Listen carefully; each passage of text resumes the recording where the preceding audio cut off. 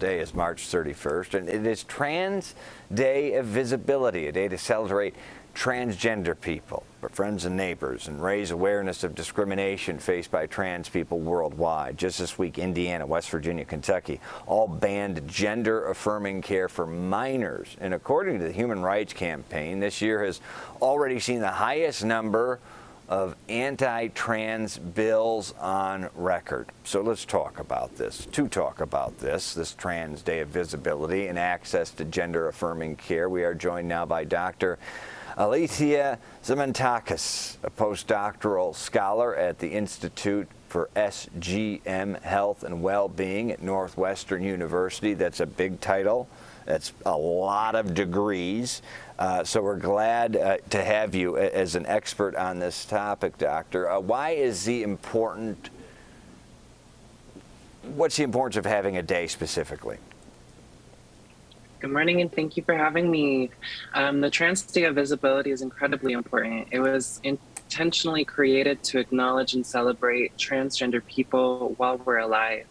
Too often, trans people, particularly trans women of color, are acknowledged only when killed, but trans people contribute every day to society. We are the people who make your coffee, who teach and support students, who sit next to you on the bus, and we deserve recognition, safety, and the ability to survive and thrive while we're here. Okay, Doctor, good explanation there. So, question here. We know many states are now having laws about gender-affirming care. At least 11 states have put a ban on gender-affirming care for minors. The importance behind having access to this type of health care, and then for the lay people, what is it? Yeah, gender-affirming care is incredibly important. It is a form of bodily autonomy. It's a type of care that gives people the ability to shape their bodies in ways that align with who they know themselves to be, meaning that they can take hormones in order to transition and have a body that has secondary sex characteristics that match with our popular understandings of what it means to be a woman or a man. For trans youth, this can include taking puberty blockers, which are just temporary injections that are given that stop puberty from happening, so that it can happen later when a trans youth decides whether or not they want to go through the puberty that their body would naturally go through, or whether they want to begin hormone replacement therapy. And this just allows them to have a bit more control over their bodies. For trans teens nearing adulthood, around 16 years of age and older, they're able to take hormone replacement therapy like estrogen and testosterone. And with parental consent, mastectomies. We know from recent research that only 1% of transgender people actually regret ever having these types of procedures. And that's lower than any regret for any other type of medical care.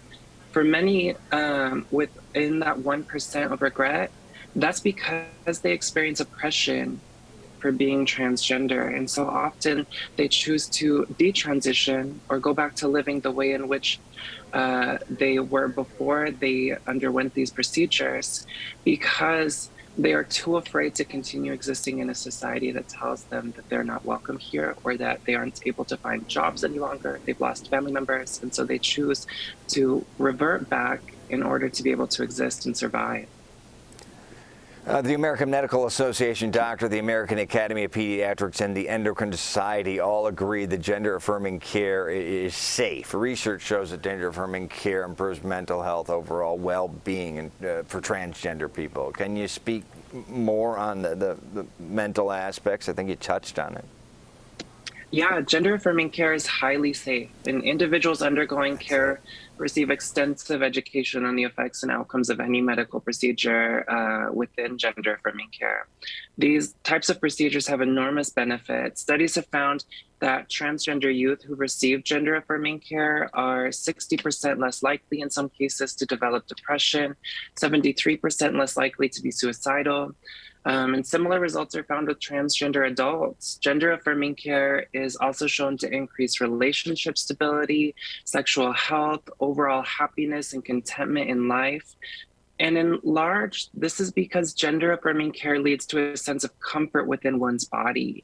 And when one is able to find legitimacy and comfort in their place in this world within their body, how one relates to themselves and how they're seen by the world around them drastically shapes all of the other facets of their life. Doctor, we appreciate your insight today. Alethea Zementakis, postdoctoral student at the Institute for SGM Health and Wellbeing at Northwestern University. Thank you again, and we appreciate Doctor. Live Look now.